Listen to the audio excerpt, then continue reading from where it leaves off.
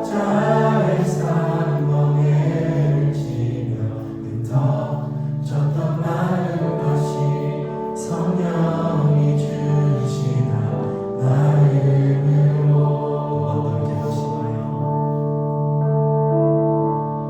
이제 합심하여 우리 예배를 합시다.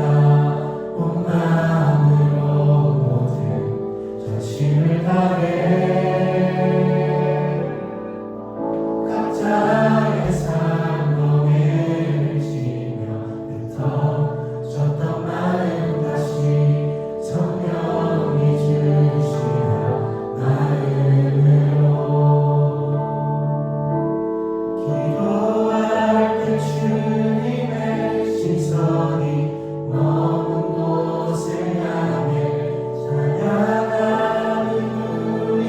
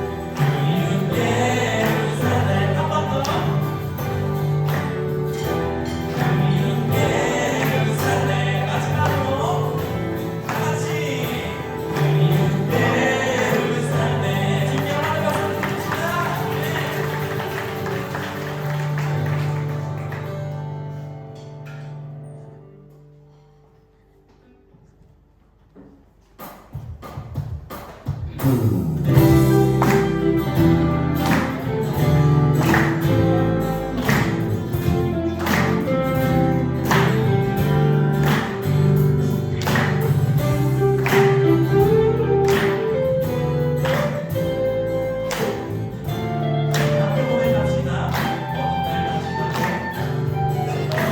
어느 날 지나고 내가 빛을 발하니 쓰러져가는 우리 영혼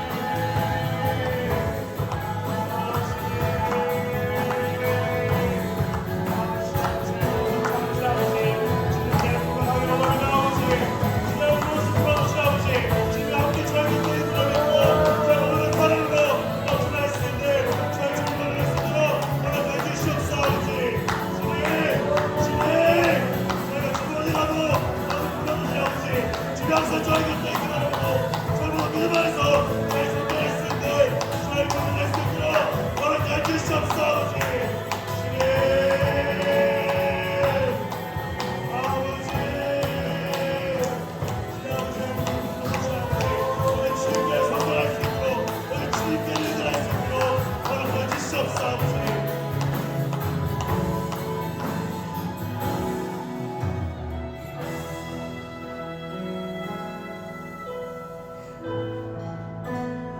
기도하겠습니다. 사랑과 은혜가 넘치는 하나님 감사합니다. 하나님 이 자리에 저희를 부르시고 주님의 사랑으로 한 주간 동안 옳은 길로 인도하시는 주님의 은혜 감사합니다. 한 주간 말씀으로 살아가려고 노력하지만 또 내 앞에서 나아가 또 내가 앞서 나아가 주님이 가리우게 한 주를 회개합니다. 주님의 십자가에 은혜가 없게 하시고 또 새롭게 하시길 간구합니다.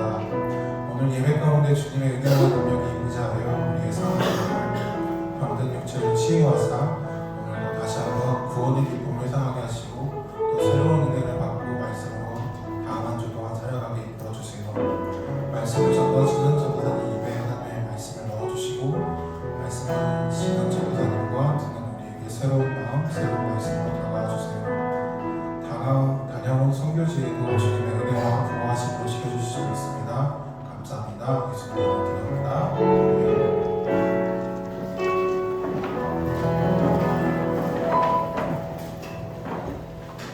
준비하신 예배를 주님 앞에 올려드리며 나아가도록 하겠습니다.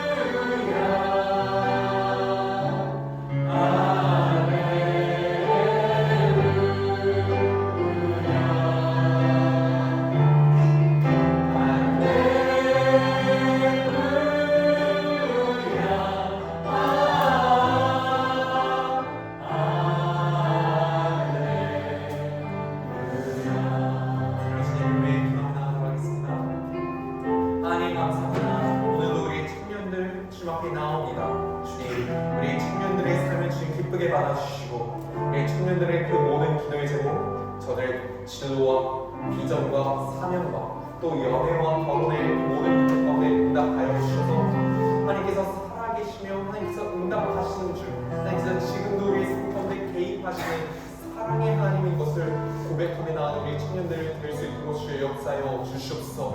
이 특별히 우리 청년들 그 삶 가운데 복음의 기쁨과 감격이 넘쳐 흐르기를 원합니다. 주님, 복음이 무엇인지를 올바르게 깨닫게 하여 주시옵소서. 복음으로 다시 한번 돌아가는 우리 공동체가 되게 하여 주시옵소서. 복음에 나타난 하나님의 사랑으로 충만하여 계시는 우리 모든 로고스 친구도 한 명 될 수 있도록 주여 은혜 내려 주시옵소서. 그렇게 하실 줄을 믿사오며 이 모든 것을 살아계신 예수 그리스도의 이름으로 기도드립니다.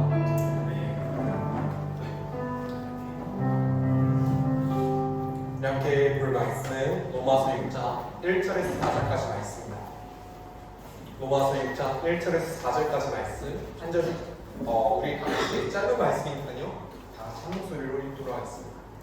로마서 6장 1절에서 4절까지 말씀입니다. 항상 그랬듯이 영어 편하시면 영어로 읽으셔도 괜찮습니다. 라고 한국말로 얘기하면 안 되겠죠? 이해하겠죠? 네. 6장 1절에서 4절까지입니다. 준비되신 줄 알고 우리 다 같이 큰 목소리로 다 같이 읽도록 하겠습니다. 그런즉 우리가 무슨 말을 하리요? 은혜를 더하게 하려고 죄에 더하겠느냐? 그럴 수 없느니라. 죄에 대하여 죽은 우리가 어찌 그 가운데 더 살리요? 무릇 그리스도 예수와 하여 세례를 받은 우리는 그의 죽으심과 하여 세례를 받은 줄을 알지 못하느냐? 그러므로 우리가 그의 죽으심과 하여 세례를 받음으로 그와 함께 장사되었나니 이는 아버지의 영광을 말미암아 그리스도를 죽은 자 가운데서 살리심과 같이 우리로 또한 새 생명 가운데서 행하게 하려 함이라. 아멘. 아멘. 오늘 로고스 청년부 예배 가운데 나오신 청년 여러분 환영하고 축복합니다.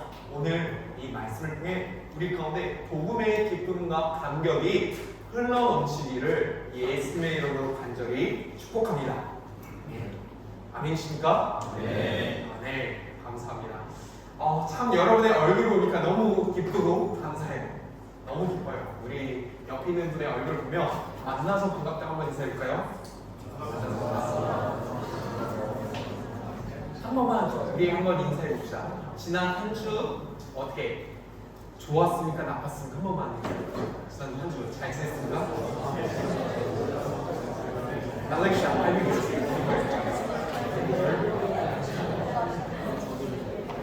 잘 지내셨어요?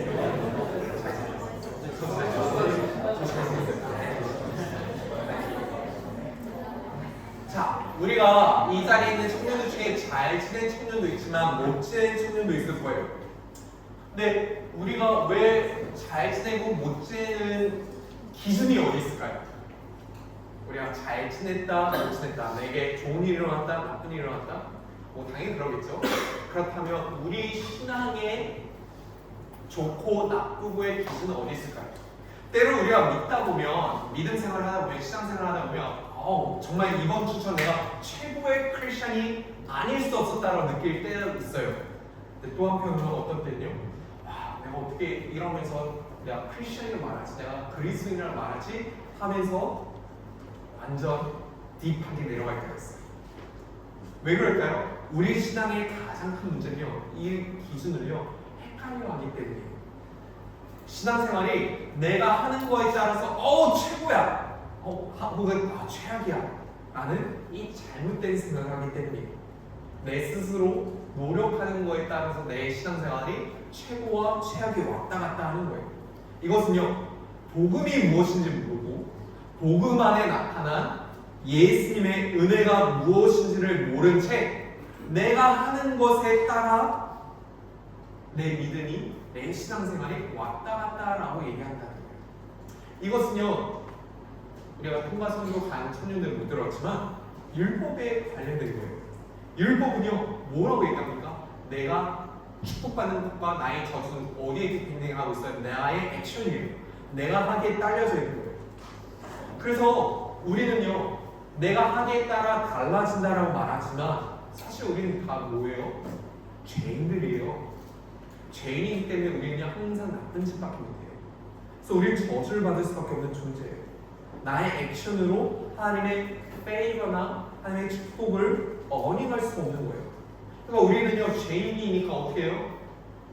솔직히 까놓고 얘기해서 우리가 예수를 믿는다고 얘기하지만 우리의 신앙이 업앤다운이 있는 이유가 내가 죄를 지을 때마다, 내가 잘못한 것을 알 때마다 내 안에 기쁨과 평안, 자유함이나 감사가 없어진다는 거예요.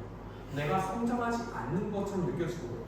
말로는 하나님을 사랑한다 말하지만 어때요? 내가 죄를 지니까 맨날 위축되어 있어요. 그리고 내가 잘못한 거 아니까 어떻게 해요? 혼나지 않을까봐 두려워해요. 그러니까 진정한 사랑이, 하나님을 향한 사랑이 어려워지는 거예요. 주변의 이웃 사랑도, 형제 사랑도 어려워지는 거죠. 그래서요, 여러분, 예수 그리스도를 믿음으로 내가 구원을 받았다 말하지만 여전히 내가 하는 것에 따라서 내 신앙이 좋아졌다가 나빠졌다라고 얘기를 한다면요, 복음이 무엇인지 내가 모르는 거고요. 그래서 내가 누구인지를 모르는 거예요. 내가 누군지 모르기 때문에 어떻게 됩니까? 내가 무엇과 싸워야 되는지 영적 전쟁의 본질도 이해하지 못하고 그냥 매주 예배는 드리지만 어때요? 뭔가 감격은 있는 것 같고 감동은 있는 것 같은데 성장이 없는 것처럼 느껴지는 겁니다. 자, 그렇다면 그리스도인 누구입니까? 그리스도.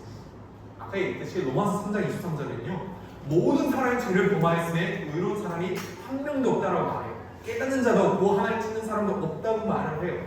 그래서 율법은요 우리가 하나님 앞에 죄인이라는 것을 깨닫게 해요.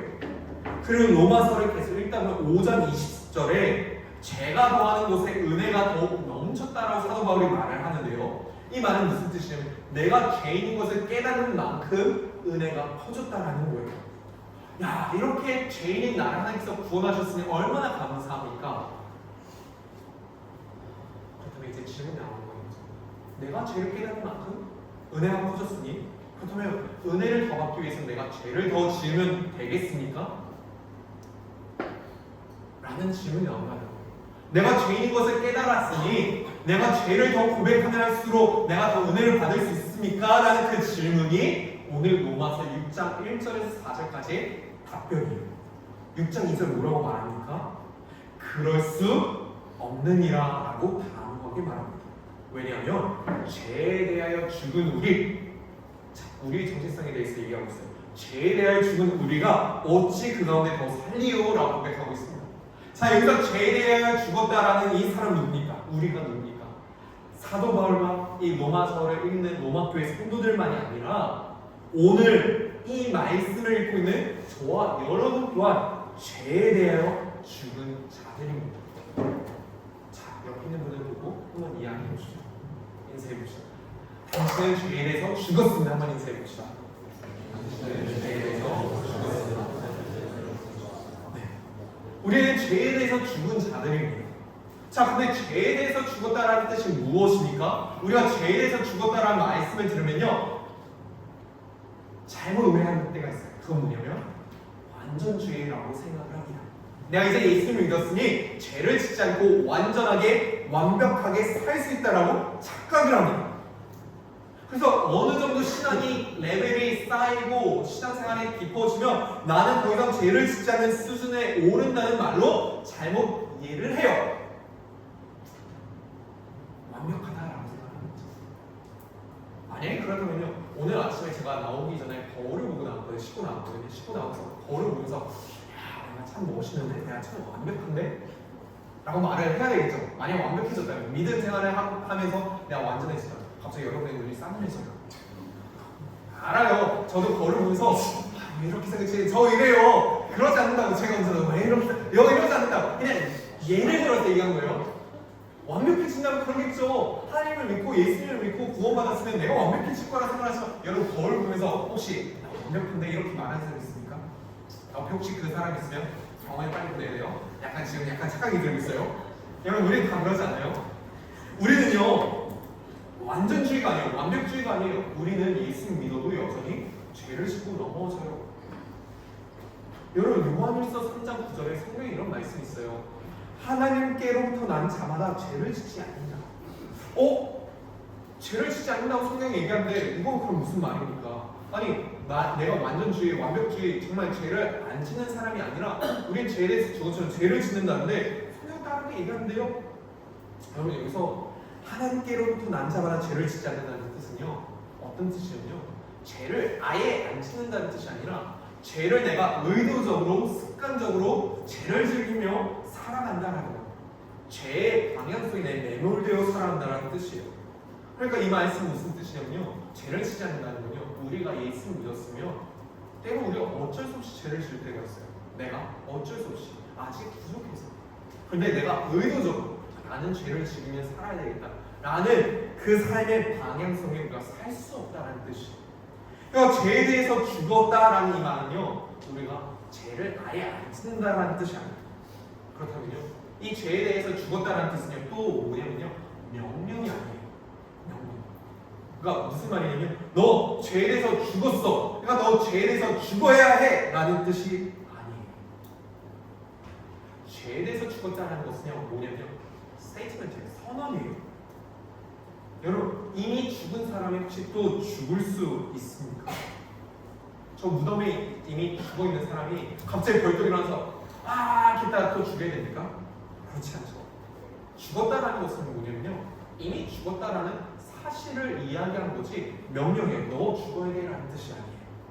만약에요, 여러분, 이 로마서 6장에 나오는 말씀들이 우리가 다 읽지 않았지만 로마서 6장에는요 여러 가지 사실을 기록하고 있어요. 그러니까 사실을 기록한다는 건 뭐냐면 여러분이 누군지에 대해서 우리가 좀 이따 보겠지만 누군지에 대해서 설명하고 있는데 명령을 이해를 하게 되면요 어떻게 난 죄에 대해서 죽어야 돼, 난 죄에 대해서 죽어야 돼, 어떻게 난 죄에 대해서 죽을 수 있지? 이 명령을 따르는 방법이 무엇인지를 고민하게 돼요. 근데 그건요 율법이에요. 내가 무언가를 해야 된다고 생각하는 거예요.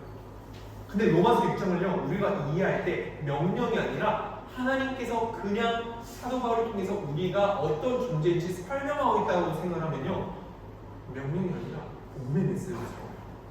그래서 3절부터 11절까지는요 우리가 보면요 사실이 아닌 진리를 진술하고 있어요.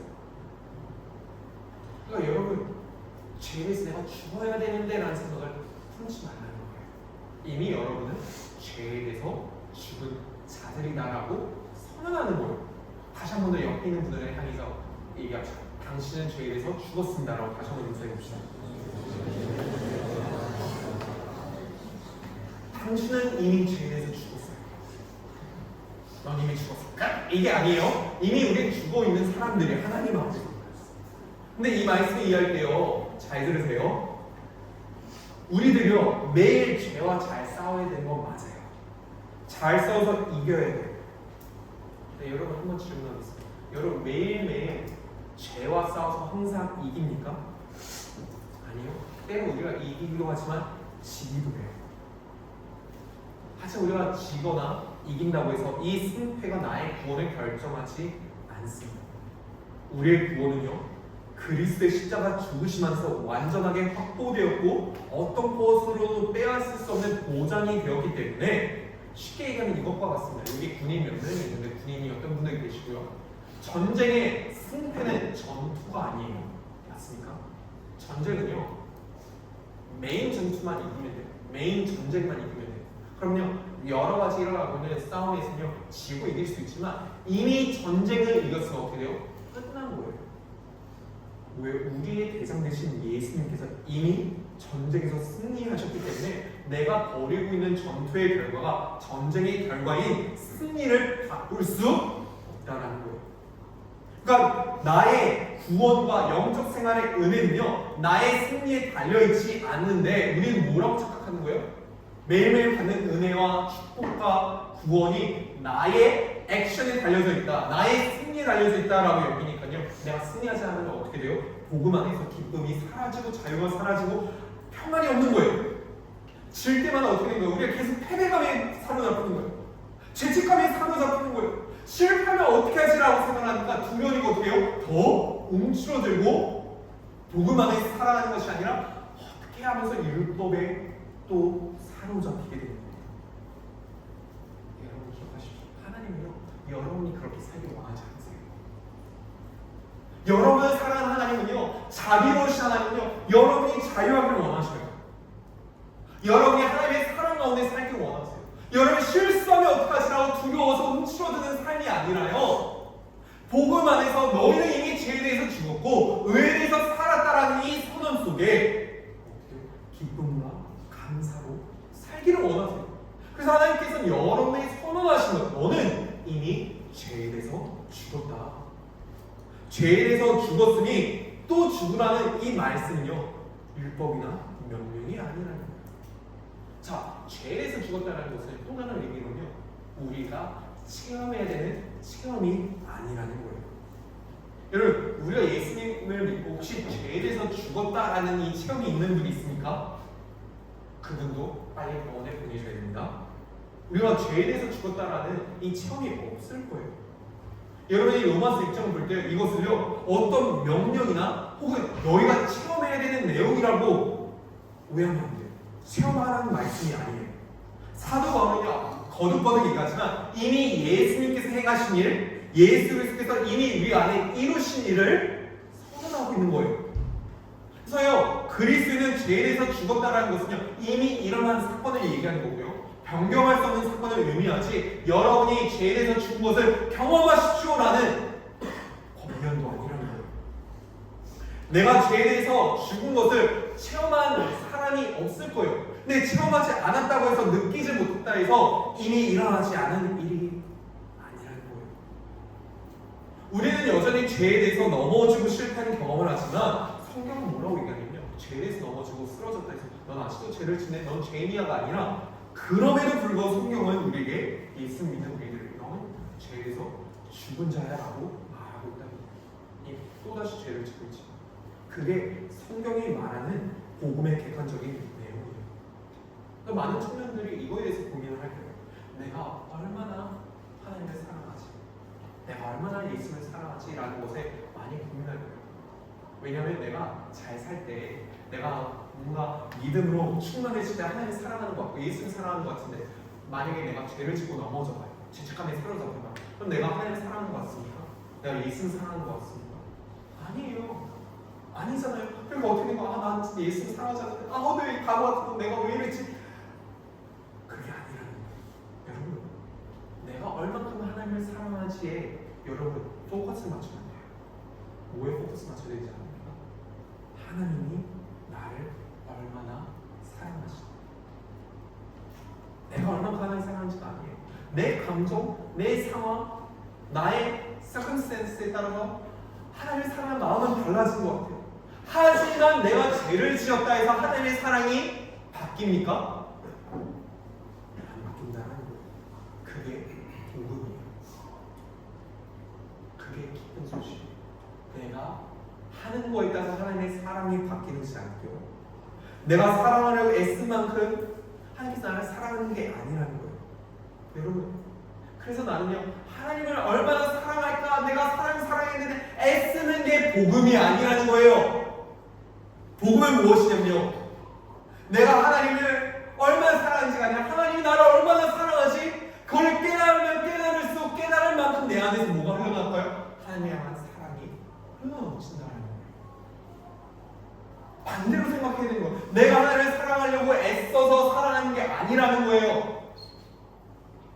내가 하나님 나를 얼마나 사랑하는지 깨달을수록 사랑이 흘러나온다는 거예요. 그래서 여러분의 신앙이 성장하기 위해서는요, 내가 무엇을 하고 있는지에 집중하면 돼요.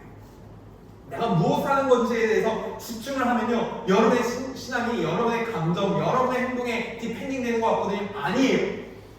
여러분의 신앙이 성숙되고 성장되기 위해서는 하나님께서 예수 그리스도를 통해서 이미 우리들을 위해서, 나를 위해서 다 이루신 이 복음에 주목하면 주목할수록, 그 사랑을 내가 깨달으면 깨달을수록 나의 신앙은 복음 안에서 은혜를 받고 자유를 누리고 기쁨으로 순종하면서 다르게 성장할 수 있다는 거예요. 그래서 우리의 신앙을 뭐라고 얘기합니까? 우리의 행위, 의지간이 우리의 신앙을 뭐라고 표현합니까? 믿음이라고 표현하는 거예요. 믿음. 어떤 믿음이요? 내가 하는 행위 아니요. 하나님께서 나를 얼마나 사랑하신, 나를 위해서 하신 일들을 믿는 믿음으로 성장한다는 거예요. 그게 복음이에요. 자, 그리고 두 번째로는요, 우리가 죄에 대해서 죽은 자들이에요. 그게 우리의 정체성이에요. 또 다른 우리의 정체성은 오늘 로마서에서 말하고 있습니다. 그것은 바로 그리스도와 연합한 사랑입니다. 한번 따라할까요? 그리스도와 연합한 사랑. 다시 한 번 더요. 그리스도와 연합한 사랑. 우리 함께 3절 말씀요, 다 같이 한 목소리 들어가겠습니다. 3절이요. 3절 말씀 다시 띄워줄 수 있을까요? 감사합니다. 하나, 둘, 셋. 무릇 그리스도 예수와 합하여 세를 받은 우리는 그의 죽으심과 합하여 세를 받은 줄을 알지 못하느냐. 네, 우리들의 또 다른 정체성은요, 이미 죄에 대해서 죽은 자들. 두 번째로는요, 그리스도와 연합한 자들입니다. 자, 성경은요, 예수 그리스도를 믿음으로 믿는 자마다 예수 그리스도와 연합했다라고 말합니다. 연합, 인나요. 예수 그리스도와 연합했대요. 그리고요, 성경에서 얘기한 이 연합이라는 뜻은요, 어떤 뜻이냐면요, 그리스도와 하나가 되어서 그리스도께 일어났던, 예수님께 일어났던 일들이 곧 우리들에게 일어난 일이 되었다는 뜻이에요. 다시 한번 설명할게요. 그리스도와 연합했다는 뜻은요, 그리스도와 하나가 되어서 예수님께 일어났던 일들이 연합한 우리들에게도 똑같이 일어났다는 뜻이에요. 그래서요, 우리는요 그리스도와 함께 죽었어요. 그리스도와 연합했기 때문에요. 그리고 그리스도와 연합했기 때문에 우리 그리스도와 함께 부활했어요. 우리는 그리고 새 사람이 되었어요. 그리스도의 모든 권리를 우리가 함께 공유하게 되었다는 뜻이에요. 그 말은요, 하나님께서 지금 예수님을 바라보시는 그 시선으로 저와 여러분을 똑같이 바라본다는 거예요. 누가요? 그리스도와 연합한 사람들에게. 그리스도와 연합한 사람들에게 그리스도를 바라보시는 그 시선을 바라보신다는 거예요. 자, 하나님께서 그럼 예수님을 어떤 시선 바라볼까요? 죄인으로 보십니까? 하나님의 눈에 예수님께서는 심판받아 마땅한 죄인으로 바라보십니까? 아니죠. 하나님의 눈에 예수 그리스도는요, 사랑받기에 합당한 독생자 예수 그리스도예요. 그러면 그리스도와 연합한 우리들을 하나님께서 어떻게 바라보실까요? 오늘 내가 지은 죄 때문에 너는 심판받아 마땅한 죄인이라고 보실까요? 그리스도와 연합한 우리들을 그리스도와 똑같이 바라보실 때 어떻게 바라보실까요? 사랑하는 아들을 보신다는 거예요. 사랑하는 딸을 보신다는 거예요. 죄를 전혀 짓거나 알지 못하는 존재이신 예수님처럼 하나님께서 오늘 저와 여러분을 바라보신다는 거예요. 믿어지십니까? 믿어지십니까? 믿기에는 너무 힘든 소식 아닙니까? 믿기에는 너무 좋은 소식 아닙니까? 아니, 내가 그렇게 흉악한 나의 안에 죄가 너무 많은데 하나님께서 예수를 바라보는 것은 나를 바라보신다고요? 믿어지기 어렵죠. 그래서요, 이것을 우리가 뭐라고 부르냐면 복음이라고 부르는 거예요. 그래서요, 기쁜 소식. 나는 그런 자격이 없는데 하나님께서 나를 그렇게 바라보시니 얼마나 기쁜 소식이에요. 내 머리로 이해가 되지 않는 소식이에요. 그래서 사도 바울이 로마서 6장에서 우리에게 말하는 것은요, 우리가 그리스도와 함께 죽었다라는 거예요. 그리고 그리스도와 연합했기 때문에 그리스도의 죽음이 예수님의 죽음이 나의 죽음이 되었고, 이것은요 여러분에게 명령하는 것도 아니고 책임도 아니고 사실이자 선언이에요. 그래서 갈라디아서 2장 20절도 우리들에게 내가 그리스도와 함께 십자가에 못 박혔나니 선언하잖아요. 여러분, 죽은 것만이 아니라 4절에서는요 장사되었어요. 장사되었다는 뜻은요 완전히 죽었다는 뜻이에요. 그리고 부활해요. 그리스도의 부활이 나의 부활이 돼요. 단순하게 미래의 부활이 있다는 소망이 아니라요, 이미 우리는 그리스도와 함께 살아난 자라는 뜻이에요.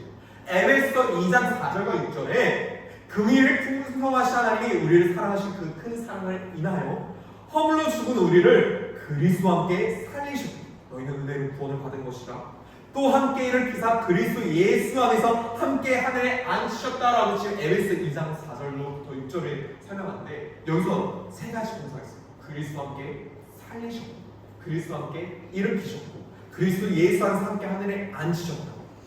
근데 여기 나온 이 동사들이요, 다 원어를 보면요 과거 시제, past tense예요. 이미 일어난 일이라는 거예요. 일어난 일이 아니라 이미 일어났다는 거예요. 그래서 사도 바울이 얘기하는 말은 뭐냐면요, 우리가 이미 죽었고 이미 부활했고 이미 함께 하늘 보좌에 앉은 존재들이 누구라고요? 저와 여러분이라는 거예요. 이것이 우리 그리스도인들에게 일어난 일이기 때문에 우리 그리스도인들의 영광이에요. 그래서 하나님께서는요 저와 여러분 바라보실 때 내가 죄를 지은 나의 모습을 보는 게 아니라 예수 그리스도를 바라보는 것처럼 바라보신다는 거예요. 이 연합이 어디서 시작된지 아세요? 이렇게 그리스도와 연합하기 위해서 우리가 무엇을 가져야 되는지 아십니까? 한번 따를 거예요. 믿음. 한번 따를 거예요. 믿음. 네, 믿음이에요. 이 첫 출발 믿음이에요. 내 액션이에요. 내 행위가 하나님께서 그리스도 예수 안에서 나를 위해 행하신 모든 일, 그게 복음이잖아요. 그 복음을 믿음으로 믿는 자들, 그분과 함께 연합하며 하나님의 은혜를 입게 말한 은혜를 입는다는 거예요. 구원은. 그것이 성경이 말하는 구원이에요. 제가 얘기하는 이 체험이 아니라는 거군요. 우리가 아담의 죄, 원죄를 입었다고 얘기를 하잖아요. 원죄가 있잖아요. 근데 그 원죄를 우리가 느끼거나 체험하신 분이 없을 거예요. 근데 우리는요, 이것을 체험하지 않았는데도 받아들이죠. 마찬가지로 복음 또한요, 우리가 체험하는 게 아니에요. 복음은요, 내가 믿음으로 믿는 사실이라는 거예요. 이 복음의 사실이 우리가 성령 안에서 역사실 경험하는 자리에 이르고요. 확신에 이르게 됩니다. 저는요, 저와 여러분들이 이 복음을 믿고 확신하는 저와 여러분들을 예수님의 이름으로 축복합니다. 마지막으로요, 그렇다면 도의 하나님께서 왜 우리를 그리스도와 예수 그리스도와 함께 연합하게 하실까요? 한번 따를까요? 새 생명 가운데 살도록, 새 생명으로 살도록, 네. 새 생명으로 살도록 저와 여러분을 그리스도와 함께 연합해 주셨습니다. 새 생명은 뭐냐면요, 부활한 후에 살아가는 생명이에요. 예수님께서 왜 이 땅에 오셨는지 아십니까? 왜 오셨습니까? 바로 우리들의 죄 때문에 오셨어요. 예수님께서는요, 죄를 가지셨다는 얘기가 아니에요. 예수님께서 우리의 죄의 문제를 해결하기 위해서 오셨다는 뜻이에요. 그런데 예수님께서 이제 죽으시고 부활하셨잖아요. 부활하신 이후에 죄의 문제와 연관이 있을까요? 없어요. 더 이상 율법 안에 계시지 않아요. 더 이상 썩어질 육체 가운데 거하지도 않으십니다. 부활하심을 말미암아 그 전에 우리의 구원을 위해 들어오셨던 모든 죄의 문제를 이미 해결하셨고, 예수님께서 요한복음 17장 5절에 기도하셨던 그 내용대로 하나님과 완벽하게 완전한 영광스러운 관계로 다시 돌아가셨어요. 우리가 읽지 않았지만 로마서 6장 5절부터 11절까지 그 이후까지 여러분이 성경까지 있으면 따라가면 좋은데요. 로마서 6장 5절에 뭐라고 말합니까? 6장 5절에는요, 만일 우리가 그의 죽으심과 같은 모양으로 연합한 자가 되었으며 또한 그의 부활과 같은 모양으로 연합한 자가 되었어요. 이 말은 뭐냐면요, 우리들 또한 예수님과 함께 새롭고 영광스러운 영역으로 같이 들어간다는 거예요. 하늘에 속한 자가 되었다는 거예요. 그래서 사도 바울이 4절 우리가 새 생명 가운데 행하도록 부름을 받았다는 거예요. 이 생명 가운데, 새 생명 가운데 행하는 것을요, 두 가지로 얘기를 하는 거예요. 6장 11절에 죄에 대하여 이미 죽었다 그랬죠. 그리고 하나님께 대하여 사는 것입니다. 우리들은요, 그리스도처럼 죄에 대하여 죽은 자들을 하나님께 대하여 살도록 부르심을 받았습니다. 그러니까 예수님께서 죽으시고 부활하신 후에 하나님과 영광스러운 관계로 들어가신 것처럼 저와 여러분을 부르시기군요. 그냥 죄와 씨름하며 죄 가운데 매일매일 살고 죽고 승리하고 죽고 이게 아니라 패배하는 것이 아니라 하나님과 영광스러운 관계로 들어가도록 불렀다라는 거예요. 여기서 6장 11절은요, 내가 혹시 성경책 가지고 있습니까? 6장 11절에 뭐라고 말하느냐, 이와 같이 너희도 너희 자신을 죄에 대하여는 죽은 자요 그리스도 예수 안에서 하나님께 대하여는 살아있는 자로 여길지어다. 여기서 영이다라는 단어가 있어요. 영어 성경 여러 가지 보면 consider라는 단어 쓰고요, count라는 단어 쓰고요, think라는 단어 쓰는데요, 이것은요, 우리들에게 심리적으로 설득하기 위해서 계속 체면을 걸라는 게 아니에요. 이건 뭐냐면요, 이미 이 일이 그리스도 예수 안에서 예수의 죽으심과 부활 안에서 우리들에게 이미 일어난 일이니 그것을 기억하는 거예요. 그렇게 여기라는 거예요. 에스라 죄에 대해 죽으라는 명령이 아니에요. 이미 그리스도 안에서 이루어졌으니 믿으라는 거예요. 자, 여기서 이 여기다라는 단어가 여러분에게 조금 더 현실적으로 다가가기 위해서 또 다른 성경 인물을 얘기할게요. 그분은 아브라함이에요. 아브라함은요, 100세가 되어서 자기가 더 이상 죽은 것 같고 더 이상 아이를 낳을 수 없는 것을 알았어요. 근데 어떻게 현실적 아이를 가질 수 없었지만 하나님의 약속을 의심하지 않고 하나님의 약속이 이루어질 것을 여겼어요. 여겼다는 게 뭐예요? 하나님께서 이미 행하실 것을 알고 믿었다는 거예요. 이와 같이 우리들에게 로마서 6장 11절이요, 이처럼 믿으라는 거예요. 여기라는 거예요. 율법과 상관없이 우리가 구원을 받았기에 우리가 그 구원을 누리라는 거예요. 여러분, 이미 우리 죄에 대해서 죽었고 그리스도 예수와 연합을 알고 새 생명 가운데 살아가는 자들이라며 우리 죄 마음껏 지어도 되는 겁니까? 많이 지으면 안 거예요. 죄가 더한 곳에 은혜가 더 넘치는 거라면 마음대로 나는 살아도 되는 겁니까? 안 지으면 나오는 거죠. 저는 이렇게 얘기했으니 난 죄와 상관없고 죄를 지어도 이미 예수님께서 나를 위해서 죽으셨으니 부활하셨으니 난 괜찮은 건가요? 로마서 6장 14절이 이렇게 말합니다. 여러분 14절 말씀 우리 다 같이 한 목소리 읽도록 하겠습니다. 하나 둘 셋. 제가 너희를 주장하지 못하리니 그 너희가 법 아래에 있지 아니하고 은혜 아래에 있으나. 여러분 이 6장 14절 뭐라고 말합니까? 제가 너희를 주장하지 못하리니. 제가 너희를 주장하지 못하리니. 이 말은요 바꿔서 얘기하면 이거예요. 제가 그리스도인들을 주장하지 못하는데 어떻게 우리가 죄 가운데 살 수 있습니까? 라는 뜻이에요. 그것은 말도 안 된다는 거예요. 죄가 우리를 주장하지 못한다는 것은요 그리스도께서 연합한 우리들에게 바뀔 수 없는 사실.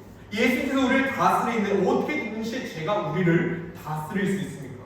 그리스도께서 십자가에서 죽으신 것이 변할 수 없는 사실이라면 죄 또한 우리들을 더 이상 주장할 수 없는 것도 복음 안에서 변할 수 없는 사실이라는 뜻이에요. 왜냐하면 우리는요 은혜 아래 살고 율법이 아닌 은혜 아래 살기 때문에 율법이 우리를 다스리는 게 아니라 복음이 우리를 다스린다. 은혜가 우리를 다스린다. 그래서 사람은 두 가지 중에 율법 아래 살거나 은혜 아래 살거나. 율법 아래 살거나 하나님 안에 살고. 여러분, 근데 이 두 율법이나 은혜나요 똑같은 게 하나 있어요. 하나님 앞에서 인정받으려 애쓴다는 거예요. 하나님 앞에 사랑받고 싶다는 마음이 있다는 거예요. 그래서 애쓰는데 애쓴다고 해서 되지 않는다는 게 문제는 아닌 거죠. 사랑도 심도 없다는 거죠. 그래서 여러분이 복음으로 돌아와야 된다. 복음의 메시지를 들어야 된다. 그리스도인들은 율법 아래 살아간 자들이 아니기 때문에 내가 무엇을 했는지 자랑하지 않아요. 하나님의 사랑 얻으려고 노력하지도 않아요. 물론 아까 얘기했듯이 사랑하면서 영적으로 승리하거나 패배하기도 해요. 하지만 그것 때문에 나의 신앙이 업앤다운이 있지 않다는 거예요. 매일매일 생각하는 게 뭐냐면 나는 예수님과 함께 연합해요. 하나님께서 그리스도를 바라보던 나를 바라보기 때문에 어떻게 해요? 그 감격 속에 기쁨 넣어 감사하며 영광을 올려드리는 거예요. 그래서 복음 안에 살아가는 그리스도인들은요 내가 죄를 짓는 것 때문에 디프레스되는 사람들이 아니라는 거예요. 나를 사랑해 주신 그 은혜에 감격하며 주신 구원의 기쁨을 찬양하며 나가는 자들이 바로 누구면 구원받은 사람들이에요. 때론 넘어지고 때론 범죄할지라도 그리스도 안에서 이미 주어진 그 영광이 바뀔 수 없다는 것을 알기 때문에 어때요? 하나님 앞에 회개합니다. 그 주신 은혜 안에 기쁨으로 살아갑니다. 은혜 안에 있는 삶은요 그래서 하나님 그리스도 안에서 나를 위해 행하신 그 모든 것에 감사하며 살아가는 삶이에요. 그래서 율법 안에 있는 자는요 신체될 수밖에 없어요. 율법 안에 있는 청년들은요 맨날 이야기를 하다 보면요 저는 너무 힘들어. 내가 너무 잘못 살았어. 내가 너무 죄를 지었어. 무력감에 사로잡혀 있어요. 아무것도 안 되나 봐요. 노력했는데 안 돼요. 내가 결단했는데 안 돼요. 맞아요. 내가 하려면 안 된다라는 거예요. 내가 하니까 안 된다라는 거예요. 내가 하려고 애쓰니까 더 안 된다라는 거예요. 무엇을 생각해요? 내가 그리스도와 연합했고 그리스도께서 이미 나를 위해서 이미 다 해주셨다는 것을 믿어야 된다는 거예요. 이 믿음 안에서 성장하는 거지 내가 애쓴다고 해서 성장하지 않는다라는 거예요. 근데 우리는 어떻게 해요? 이미 옛날에 살아왔던 방식대로 내가 애쓰면서 성장하려고 노력한다라는 거예요. 여러분 그래서 이 로마서 6장을요 마틴 홀스톤스 목사님이 설교를 하면서 제가 좀 그 설교를 원고를 좀 다시 읽고 그분이 이 말씀 우리가 읽었던 6장 1절에서 4절까지 말씀을요 좀 정리를 했어요. 너무 이 방면 내용이었는데 제가 좀 이걸 좀 요약을 했어요. 그분이 이렇게 고백했습니다. 나는 그리스도 안에 있는 새 사람으로서 죄에 대해 죽었으며 죄와는 아무 상관도 없다. 비록 죄가 내 죽은 몸에 남아있어서 내가 몸 안에 사는 동안에 죄와 싸워야 되겠지만 나는 다시 결코 그 죄의 지배 아래 돌아가지 않는다. 그래서 나는 함께 감사한다. 죄가 다시 나를 주장할 수 없다. 죄는 다시 나의 영혼을 파멸시키지 못한다. 그것은 불가능하다. 죄는 나의 구원과 나의 궁극적인 운명 그 구원에 아무 영향을 끼치지 못한다. 사랑하는 청년 여러분, 이 복음의 소망이 저와 여러분의 삶 가운데 능력으로 나타나길 간절히 소망합니다. 여러분, 복음은 내가 행하는 것과 상관없이 예수께서 행하신 그 일로 말미암아 우리가 구원을 받았어요. 그래서 우리가요 넘어지고 죄 가운데 거할지라도 여전히 우리의 존재는요 하나님의 은혜 안에 있습니다. 더 이상 죄가 우리를 주장할 수 없어요. 반대로요. 그래서 우리가 나의 자유라는 이름으로 마음대로 죄를 짓고 사는 것도 불가능합니다. 복음을 알아보고 경험했기 때문에 구원의 은혜를 참으로 받은 사람은요 다시 죄 가운데 살아가는 게 불가능합니다. 진짜 구원받은 사람은 이미 죄에 대해 죽었기 때문에 하나님께 대해 살아가는 삶을 살아가도록 부르심을 받았다. 사실 제가 지금 시간이 3시 5분이죠. 자, 몇몇 청년들 얘기했어요. 사실 활동 원고가요 얼마 남았냐면요. 어디까지 남았죠? 이만큼 남았어요. 제가 월요일날 설교 원고를 적었는데 도저히 줄을 지나는 거예요. 여러분 여기까지 들었으면 분명히 이 질문 나올 거예요. 이거죠. 아니 그럼 내가 죄에 대해서 죽고 하나님께 대해 살고 있다면 왜 나는 아직도 죄를 짓고 있지라는 질문 드시죠. 그 죄에 대한 그 질문이 이 설교 원고예요. 해야 되는데 하게 되면 여러분이 다 지칠 것 같아요. 그 내용을요 제가 그래서 다음으로 미루려고 해요. 괜찮습니까? 오히려 더 해피한 얼굴이에요. 근데요 여러분 이 내용을 다음에 설교할 때 여러분에게 하겠지만 그러나 여러분 좀 짧게 요약을 할게요. 짧게 요약할게요. 짧게 요약이 안 돼서 이렇게 됐는데 짧게 요약을 할게요. 이거예요. 우리는요 구원을 받았어요. 맞아요. 제가 더 이상 우리를 주장하지 못해요. 그런데요 이미 우리 구원을 받았지만 또 하나의 단어가 있어요. 그 문제는 아직이에요. 아직. 이미 우리는 하나님의 나라의 백성이 되었지만 아직 하나님의 나라가 이 땅에 임하지 않은 거예요. 그래서 우리가 죄를 짓고 있다면 여러분 죄를 짓고 있다면 우리가 해야 되는 게 하나 있어요. 뭐냐면요 회개예요. 복음적인 회개예요. 복음적인 회개라는 얘기는 뭐냐면요 그냥 죄송해요 이 말로만 끝나는 것이 아니라 그 복음의 은혜를 기억하며 하나님께서 나를 용서하신 그 은혜를 감격하며 감사하며 기쁨으로 돌아오는 것이 회개를 그냥 눈물 흘리고 잘못했어요 우는 게 회개가 아니라는 거예요. 사랑하는 청년 여러분 그렇기 때문에 로마서 3장 23절과 27절에 신경은 이렇게 고백을 합니다. 모든 사람이 죄를 범하였음에 하나님의 영광에 이르지 못하더니 뭐라고 말합니까? 그리스도 예수 안에 있는 생명으로 말미암아 하나님의 은혜로 값없이 의롭다 하심을 얻은 자가 되었느니라.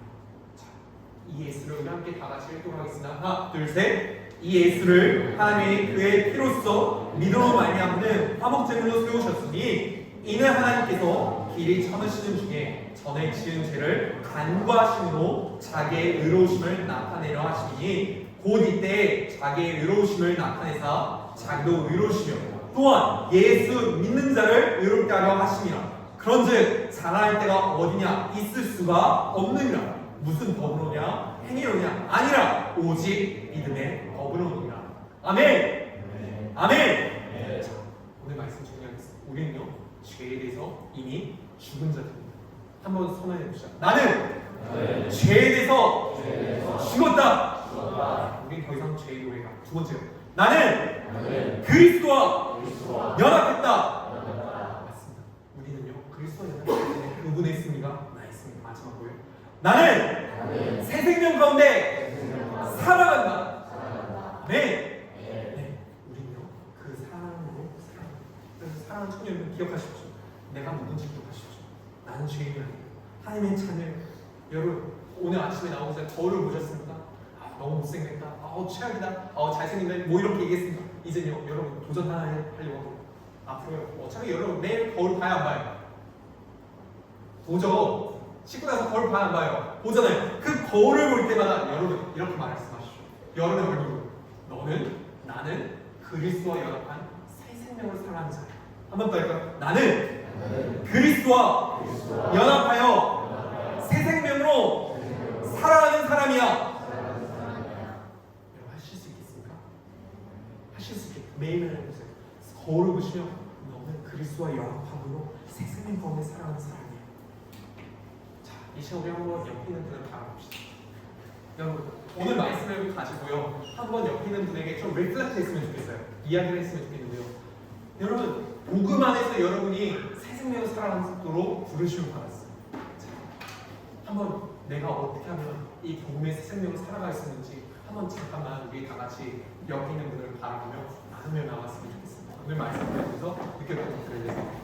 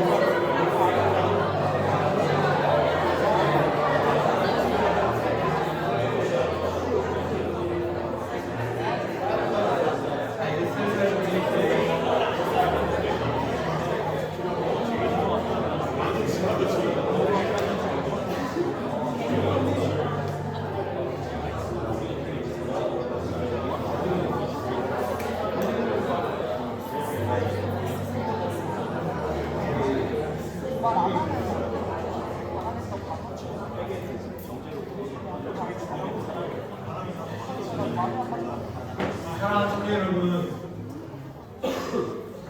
이 자리에 있는 청년들 중에 아마 반복적인 죄에 빠져서 끊어내고 싶어도 끊어내지 못하는 죄의 유혹이 있는 청년들도 있을 수 있습니다.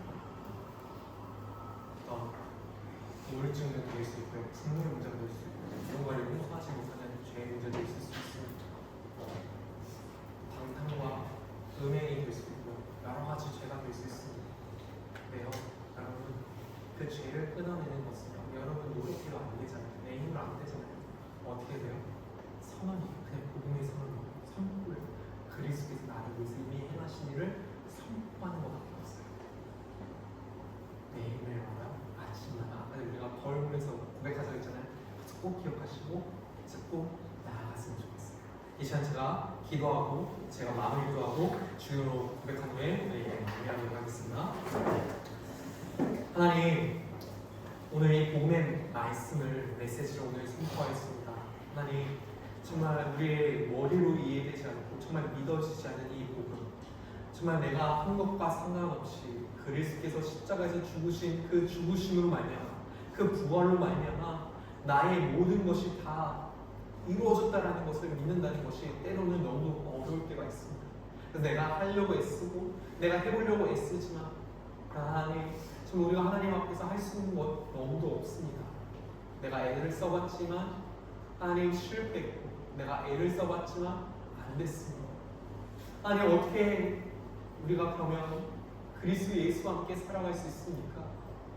내 힘이 아닌 온전히 예수 그리스도의 그 은혜로 말미암아 그 복음의 능력으로 살아가는 것을 오늘 고백하였고 또 깨달았사오니, 아니 이 자리에 있는 우리의 청년들 정말 죄에 대해서 죽은 자라는 것을 날마다 선포하게 하여 주시고 그리스도와 함께 연합하여 새 생명으로 살아가는 우리 로고스 청년부가 되게 하여 주시옵소서. 아니 더 이상 죄가 우리를 주장하지 못합니다. 더 이상 죄가 우리를 다스리지 못합니다.